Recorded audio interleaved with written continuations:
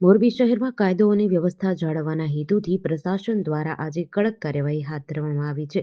અરુણોદય circle પાસે આવેલ ઉમા વિદ્યા સંકુલની સામે આવેલા મકાનો પર બપોરે 2 વાગ્યાની આસપાસ ડિમોલિશનની કાર્યવાહી કરાઈ હતી. મોરબી શહેર B ડિવિઝન વિસ્તારના કુખ્યાત બુટલેગર જુસબ હબીબ જામ અને વલી મહંમદ ના મકાનો પર ડિમોલિશન કરાયું હતું. કોઈ અનિચ્છનીય બનાવ ન બને તે માટે મોટી સંખ્યામાં પોલીસ બંદોબસ્ત ગોઠવાયો હતો. સ્થાનિક લોકો લાંબા સમયથી અસામાજિક પ્રવૃત્તિઓ અને બુટલેગિંગથી પરેશાન હતા. આજની કાર્યવાહીથી નાગરિકોમાં સંતોષ જોવા મળ્યો હતો અને કાયદા ભંગ કરનારાઓમાં ભયનો માહોલ ઉભો થયો છે.